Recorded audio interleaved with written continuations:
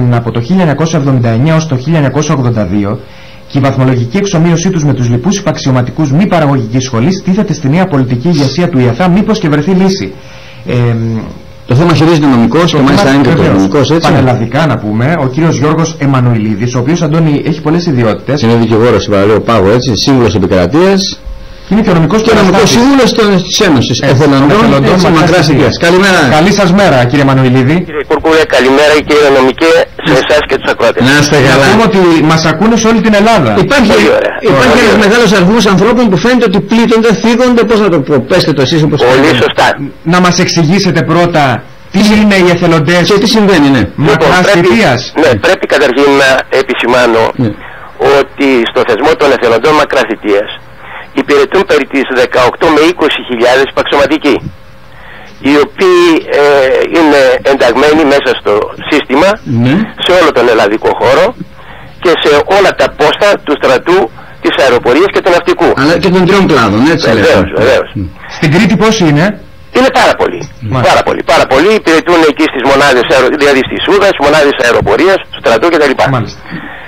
Παρά όμως το μέγιστο έργο που προσφέρουν αυτά τα παιδιά και την απόλυτη ανταπόκρισή τους, θα έλεγα, στις υπηρεσιακές απαιτήσεις και επάρκεια τους, ναι, και επάρκεια τους, κάτω μάλιστα από δυσχερείς συνθήκες εργασίας.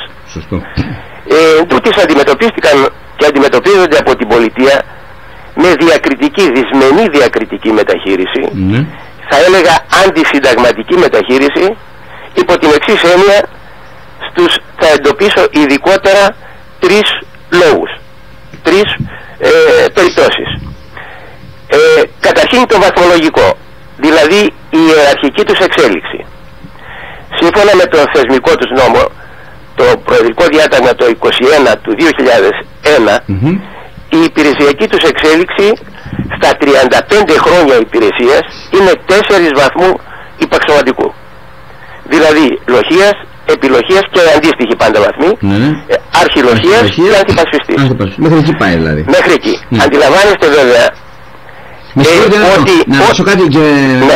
Ο δεκανέας δεν θεωρείται βαθμός, έτσι, δεν πιάνετε? Όχι, ναι. Ξεκινάμε από το λοχείο. Από το λοχείο, ωραία, πολύ καλά κάνετε. Λοιπόν, αντιλαμβάνεστε ότι όταν οι γείτονες και οι συγγενείς και όλο, εν πάση περιπτώσει, το περιβάλλον, το κοινωνικό, σε βλέπουν χρόνια να έχεις τα ίδια γαλόνια, διερωτώνται και εύλογο, μα αυτός ο άνθρωπος, ρε παιδί μου, δεν παίρνει μια προαγωγή.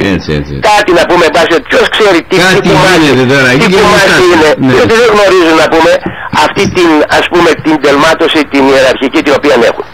Όμως, εκείνο το οποίο τους έχει γεμίσει πικρία και θα έλεγα και αγανάκτηση, είναι η διακριτική μεταχείρισή τους έναντι των εθελοντών και των εθελοντριών υπαξιωματικών, με τους οποίους είχαν ξεκινήσει βεβαίως λίγο αργότερα. Οι εθελόντριες ξεκινήσαν με τον 705 του 77 τον νόμο, οι εθελοντές υπαξιωματικοί με το νομοθετικό διάταγμα 445 του 74. Οι εθελοντές Μακράς Θητείας ως επί καταρχήν ξεκινήσαν το 1985. Τι γίνεται λοιπόν? Ενώ οι εθελόντριες και οι εθελοντές υπαξιωματικοί, σύμφωνα με το άρθρο 47 του 445 του 74 του νομοθετικού διατάγματος περί ιεραρχίας και εξελίξεως των υπαξιωματικών, ο καταληκτικός βαθμός τους ήταν του αρχιλοχείου, αρχισμηνίου, αρχικελευστού. Ανάλογα σε ποιο κλάδο υπηρετούσε. Ακριβώς σε ποιο κλάδο υπηρετούσε. Κατά το διαδραμόν διάστημα, με διάφορες διατάξεις ευνοϊκές, οι νεότεροι τους λοιπόν, διότι είπα καταληκτικό βαθμό είχαν του αρχιλοχείου, ενώ οι εθελοντές Μακράς του ανθιπασφιστού, με διάφορες λοιπόν ευνοϊκές διατάξεις, και θα επεσήμενα ειδικότερα τον 209 του 92 και τον 3257 του 2004, οι κατηγορίες αυτές, οι δύο κατηγορίες αυτές των υπαξιωματικών καβατζάρανε τους εθελοντάς Μακράς Θητείας και εξελίσσονται σήμερα με τον 3883, καταρχήν με τον 2439 του 96, εξελίσσονται μέχρι και αντισυνταγματάρχες, αντισμήναρχοι, αντιπλήρχοι, με το 38-83 περιορίστηκε σε ταγματάρχες, επισμηναγούς και πλωτάρχες. Αυτό αντιλαμβάνεστε. Αυτό έγινε ποια περίοδο? Ορίστε. Αυτό λέω έγινε ποια περίοδο?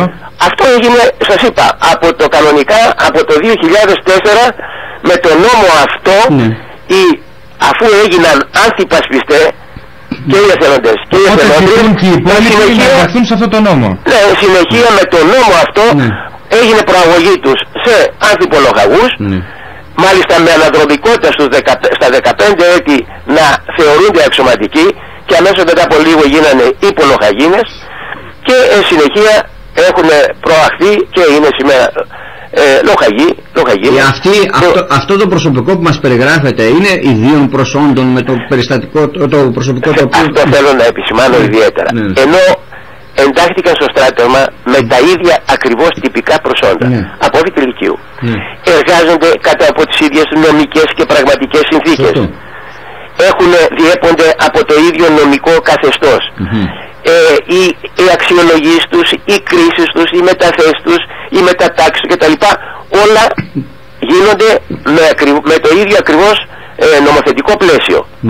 Εν τούτης, έχουμε αυτή την διακριτική καλώς προήχθησαν. Για μένα κάθε εργαζόμενος θέλει να έχει μια υπηρεσιακή εξέλιξη.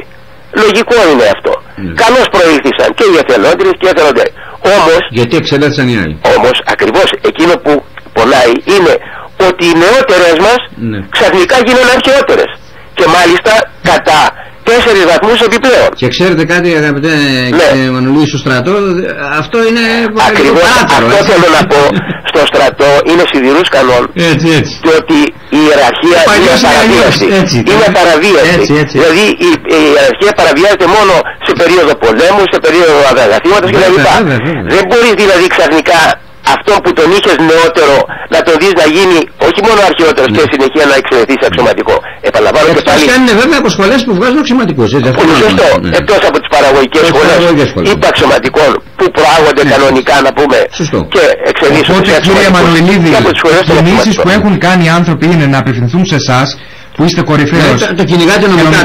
Ναι, το κυνηγάμε νομικά. Έχουμε κάνει και καταγγελία στις Επιτροπές Ευρωπαϊκής Ένωσης. Ατυχώς υπήρξε μια μη εύστοχη προσπάθεια στο Διοικητικό Εφετείο Αθηνών, που το Διοικητικό Εφετείο Αθηνών είπε ότι είναι άλλη κατηγορία και ως εκ τούτου αφού είναι άλλη. Μα τι άλλη κατηγορία? Το Σύνταγμα επιτάσσει την ίση μεταχείριση. Και η ίση μεταχείριση τι σημαίνει? Όταν ασκείς τα ίδια καθήκοντα, έχεις τις ίδιες ακριβώς να πούμε συνθήκες κάτω από τις οποίες εργάζεσαι. Όταν έχεις τα ίδια τυπικά προσόντα, δεν μπορεί να είναι με άλλη κατηγορία. Τη βαφτίσαμε. Είναι μόρφωμα η άλλη κατηγορία. Μάλιστα. Για πέστε μου κάτι τώρα. Ο νεότερος, ο οποίος από ό,τι καταλαβαίνω τώρα ευνοείται και συνταξιωτικά μετά. Εννοείται. Διότι βεβαίως, σύμφωνα με τον 2838 του 2000 και με τον 3016 του 2002 που είναι οι δύο τελευταίοι νόμοι της μισθολογικής εξέλιξης, αλλιώς εξελίσσεται ο ανθιπολοχαγός, ο υπολοχαγός, ο λοχαγός, ο ταγματάρχης, η μισθολογική προαγωγή εν πάση περιπτώσει είναι μεγαλύτερη. Βέβαια θα έλεγα ότι στο κομμάτι αυτό των μισθολογικών προαγωγών έχει γίνει μια αισθητή βελτίωση και οι εθελοντές μακράς θητείας τα 35 χρόνια έχουν μια καλή μισθολογική εξέλιξη. Αυτό ίσως είναι και κάτι που πρέπει να προβληματίσει την ηγεσία. Γιατί? Διότι με την προαγωγική τους εξέλιξη και αυτών σε αξιωματικούς, όπως ακριβώς και οι εθελοντές και οι εθελόντριες, δεν θα έχει καμία επιβάρηση ο κρατικός προπολογισμός. Καμία απολύτως επιβάρηση. Απλώς είναι θέμα ηθικής τάξεως και παραλαμβάνω και πάλι αυτής της ικανοποίησης των παιδιών αυτών το να έχουν μια υπηρεσιακή εξέλιξη. Ξέρετε, αυτή αγαπητέ συνήγορα, τη Λάτζα, θα μου επιτρέψει την έκφραση του στρατού. Τη Λάτζα δεν λέτε τίποτα για να μην πω η μαύρη του στρατεύμα. Για να μην πω η μαύρη του στρατεύμα. Γιατί τα στρατεύματα ξέρω. Δηλαδή πολλές υπηρεσίες, πάρα πολλές υπηρεσίες και θα έλεγα και εργασίες οι οποίες είναι να πούμε στο επίπεδο του στρατιώτου. Έτσι, και πέρα και από ειδικότητα και από καθήκοντα. Ακριβώς. Χάσαμε λοιπόν μια μάχη στο εφετείο, στο διοικητικό. Στο διοικητικό εφετείο. Το κυνηγάμε αλλιώς. Θα ξεκινήσουμε τώρα όμως μια νέα μάχη και θα το κυνηγήσουμε να πάμε και στο Ευρωπαϊκό Ανθρωπίνων Δικαιωμάτων. Διότι είναι κραχτή, είναι κραυγαλαία η αντισυνταγματική μεταχείρισή τους. Πέστε μου μια θετική. Δεν μπορεί ο νεότερος να γίνει αρχαιότερος με καμιά λογική. Πέστε μου μια θετική απόφαση του Δικαστηρίου των Ανθρωπίνων Δικαιωμάτων. Σημαίνει πρακτικά ότι εδώ θα δικαιωθούν τα παιδιά. Εννοείται. Ενώ η καταγγελία δεν έχει, δηλαδή μπορεί να γίνει μια σύσταση κτλ. Από Ευρωπαϊκή Επιτροπή. Όμως εάν το Ευρωπαϊκό Δικαστήριο δικαιώσει. Έτσι. Δηλαδή και το ελληνικό κράτος είναι υποχρεωμένο να εφαρμόσει. Και πόσο θα πάρει αυτό για να γίνει? Ναι, είναι γεγονός ότι καθυστερούν οι διαδικασίες. Θα δούμε. Εδώ καθυστερούν στην ελληνική γεωσύνη. Φαντάζομαι τώρα ότι. Εντάξει. Ναι, θα ήθελα επίσης να επισημάνω και δύο άλλες περιπτώσεις διακριτικής μεταχείρισης. Μετά από 12 χρόνια, δηλαδή τώρα πρόσφατα, μετά δηλαδή το 2001, ενώ τους είχαν μέχρι τότε, δεν τους είχαν εντάξει, καταρχήν μονιμοποιήθηκαν, τώρα το 12. Το 2001, μέχρι το 2001, δηλαδή από το 85 μέχρι το 2001 που υπηρετούσαν, δεν τους είχαν εντάξει ως μετόχους στα μετοχικά ταμεία. Το 2001, εν πάση περιπτώσει, παρόλο ότι κατέβαλαν κανονικά το 4%, όπως γίνεται η κράτηση στο μισθό και όλων των υπαξιωματικών, μονίμων, εθελοντών, εθελοντριών κτλ. Αυτό είναι κάτι σαν επικουρικό ταμείο, έτσι? Ναι, είναι το επικουρικό ταμείο. Λοιπόν, το μετοχικό ταμείο και το μετοχικό ταμείο στρατούν. Λοιπόν, ενώ λοιπόν γίνεται κανονική από τότε που εντάξαν οι κράτες του 4%. Ενταχθήκανε λοιπόν μετά από τόσα χρόνια, το 2001, και θεωρηθήκανε μέτοχοι. Αναγνωρίστηκαν τα προηγούμενα? Ναι, αναγνωριστήκανε. Όμως τώρα, μετά από 12 χρόνια από το 2001, τους είχαν ξεχάσει τελείως, έρχονται και τους ζητάνε να πληρώσουν μια ειδική εισφορά, εγώ θα την χαρακτηρίζω σαν χαράτσι, 2% πρόσθετη από το 4%, μόνο αυτή, καμιά άλλη κατηγορία υπαξιωματικών, ένα ποσό δηλαδή γύρω στα 2.700 με 3.000 ευρώ. Και μάλιστα τα σημερινά δεδομένα 2 μισθούς για 2,5 μπορεί. 2,5-3 μισθούς. 3 μισθούς. Λοιπόν, και μάλιστα από αυτούς οι οποίοι ήδη συμπληρώσαν 25 ετία και έχουν τη δυνατότητα να αποστρατευτούν, τους το κρατάνε από το ΕΦΑΠΑΞ. Αυτό από το ΕΦΑΠΑΞ λοιπόν κρατάνε αυτό το πρόσθετο, αυτή την πρόσθετη φορά, επαναλαμβάνω και πάλι κατά παράβαση και κατά τελείως διακριτική μεταχείριση από όλους τους υπολείπους υπαξιωματικούς. Ολοκληρώνοντας, αυτό που περιμένετε είναι να υπάρξει μια νομοθετική παρέμβαση αυτό ακριβώς. Αν δεν υπάρξει, ευελπιστείτε ότι θα βρεθεί λύση μέσω του δικαστικής οδού. Να το ρωτήσω εγώ διαφορετικά. Όμως θεωρώ ότι είναι τόσο κραυγαλαία η διακριτική αυτή μεταχείριση, που δεν μπορεί η πολιτεία, πρέπει να πάρει θέση. Δεν μπορεί να έχει, δηλαδή αποδυναμώνει τη διάθεσή τους για προσφορά, για υπηρεσιακό έργο, όταν αισθάνεσαι αδικημένος και τόσο κραυγαλαία μάλιστα, δεν μπορείς να αποδώσεις. Συστήκες ποιου υπουργού είναι το νομοθέτημα αυτό? Αμήνης. Είναι στον κύριο Παναγιωτόπουλο. Δηλαδή αυτό είναι ο κ. Παναγιωτόπουλος. Τελευταία το θέμα έχουν γίνει σωρία ερωτήσεων από βουλευτάς. Τι γίνεται με τους εθελοντές να κράσει, τι έχει τελευταία. Τελευταία έχει γίνει από τον κύριο Οικονόμου μια ερώτηση και είχε πάει το θέμα μάλιστα στη Βουλή για συζήτηση. Τελικά ο κ. Παναγιωτόπουλος είπε θα το κρατήσουμε να το συζητήσουμε αργότερα. Θα είναι ένα ενδιαφέρον θέμα το οποίο θα μπορούσαμε να το ρωτήσουμε και εμείς εδώ. Αν έρθει κάποιος από το Άμυνας να μας πει. Βέβαια, να συμβάλλετε κι εσείς, γιατί σας επαναλαμβάνω, ας πούμε, υπάρχει μια έντονη πικρία, μια απαγοήτευση αυτά τα παιδιά, επαναλαμβάνω, που είναι σε κάθε εκμάδα της στρατιωτικής ζωής. Και για να επαναλάβετε και τον αριθμό των παιδιών αυτών σε όλη την Ελλάδα. Και όχι, 20.000 είναι. 18 με 20.000. Για όλα αυτά τα παιδιά, εγώ θα χρησιμοποιήσω, αγαπητέ φίλε, ένα στρατιωτικό όρο, τα όπλα παραπόδα. Σας ευχαριστούμε πολύ. Να είστε καλά. Καλή σας μέρα. Λοιπόν, βλέπεις τώρα τι γίνεται στο στράτευμα, έτσι. Δηλαδή, δημιουργείται στρατός 2 και 3 ταχυτήτων. Εδώ έχω τώρα συνεχή μηνύματα και μου λένε για μια κατάσταση που είχα δει αλλά στο στράτευμα, η οποία είναι άνευ προηγουμένου, με εκφράσεις βέβαια που έτσι δεν μπορώ έτσι, να τις συνειδητοποιήσω και εγώ να καταλάβω τι ακριβώς, αλλά επειδή έχω ζήσει το στρατιωτικό ρεπορτάζ έντονα και μέσα από, ξέρεις, διάφορες αυτές, λέω ότι πραγματικά τα όπλα παραπόδα. Δεν ξέρω βέβαια ακριβώς τώρα τι θα γίνει, γιατί εγώ δεν είμαι αισιόδοξος, θα πρέπει να το πω.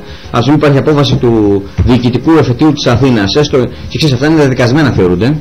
Και άμα υπάρχει μια απόφαση δικαστηρίου, την παίρνει οποιοδήποτε μετά και την κουβαλάει μαζί του και την κάνει. Στο ανθρωπίνο δικαιωμάτων. Αλλά το ανθρωπίνο δικαιωμάτων είναι ένα δικαστήριο το οποίο χρονοτριβεί και πολύ φοβάμαι ότι πολλά παιδιά από αυτούς θα αποστρατευτούν, θα αποκτήσουν. Τουλάχιστον θα δικαιωθεί ο αγώνας τους. Αν δικαιωθούν και από το δικαστήριο, έτσι. Ναι. Ως το οποίο προσφεύγουν. Έναντι και νομίζω ότι και κόστος, αν είναι υψηλό το κόστος, αλλά αυτό με το μετοχικό ταμείο εμένα μου κάνει ιδιαίτερη. Σου κρατάνε τα χρήματα για να μην. Όχι, τι κατάλαβες, του αναγνωρίσανε. Μετά του είπαν, λέει, επειδή σε αναγνωρίσαμε, δεν είναι 2% παραπάνω. Ναι, του αναγνωρίσανε. Λοιπόν, αυτά. Εν ολίγης και εν όλης. Παραμένουμε εδώ στη ραδιοφωνική συχνότητα του Αντένα Δυτικής Κρήτης, στα Χανιά, πραγματικά.